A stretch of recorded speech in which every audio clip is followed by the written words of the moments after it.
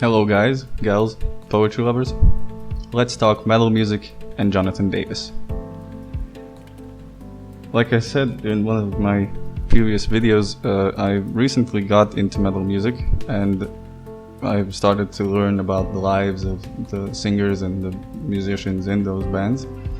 I'm a bit obsessive by nature, and when I like something, like some form of art, I like to learn everything there is about those people that created the art that I have fallen in love with. And out of all the people I've heard, Jonathan Davis is probably the most honest guy I've seen or I've listened to.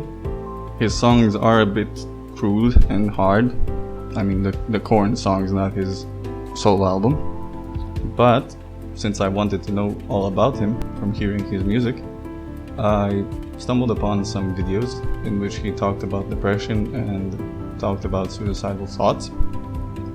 And I thought that was amazing. I didn't know that people actually talked about these things. I didn't know that famous people would make themselves so vulnerable to sit in a chair and talk about their problems. That's pretty unique, and I was blown away.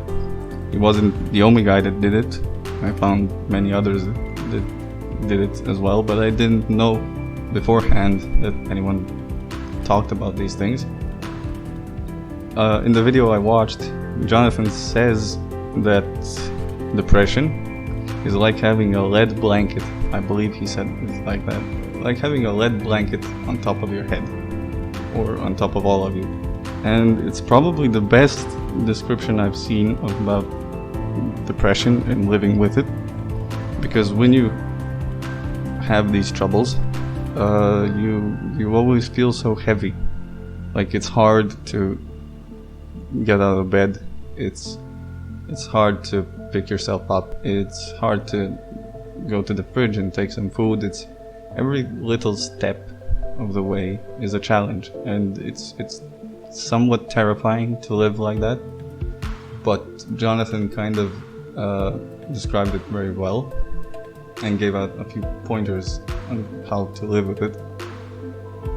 And the thing that shocked me the most was he had a faint smile on his face, and he was kind of talking slowly. He looked happy. I mean, for someone who doesn't know how it looks, it does look like he's happy, he's smiling and making jokes and everything, and yet he was all crouched up. It looked like the lead blanket that he was talking about was around him at the very moment he was talking about. And it's very interesting because every time I talk about these problems to someone that doesn't understand it, I always feel like that. Like it's hard to talk about these things, and once you start talking about those problems, they kind of start manifesting as you speak, and it becomes a torture. And I kind of reflected on that. I saw myself in Jonathan. I kind of recognized a lot of what I did in what he was saying. But let's get to the pointers that he was talking about. He said if you want to deal with depression and these problems, the best ways to get yourself out of bed is just to kind of power through it for the moment being. He said that you should exercise, which no, he didn't mean you should go to the gym and pump iron. He meant you should pick yourself up and go and basically just walk, listen to some music, because when you live with these problems, there's always this little asshole of a voice inside your head that's pretty loud and doubts everything you do. And that's just your parents or your friends talking through your mind.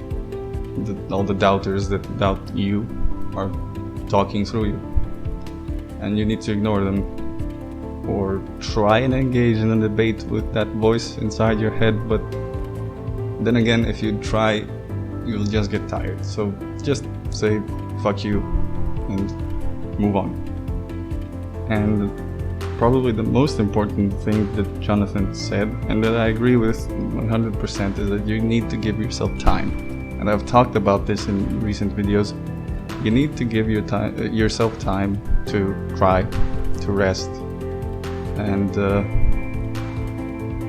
make your own pace. Because depression isn't going to go away like tomorrow.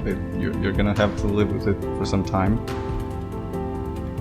And you should try at least to go for a walk, to ignore the voice inside your head that's doubting you. You should go and cry. It's not a problem to show your emotions. It's not a problem to cry yourself out. You should do it because you're gonna feel better afterwards. All of these things point to long-term aid. So it might be hard to go for a walk now, but you should try at least to pick yourself up, push through the pain, and just go for a walk. You don't need to, I don't know, walk for 6 miles. You just need to walk around your block for 10 to 15 minutes, and you'll start feeling better because you're out there, you're with people, you're doing basically what normal people do, and those things are what give us hope and what give us the strength to push through. So you should go for a walk or cry.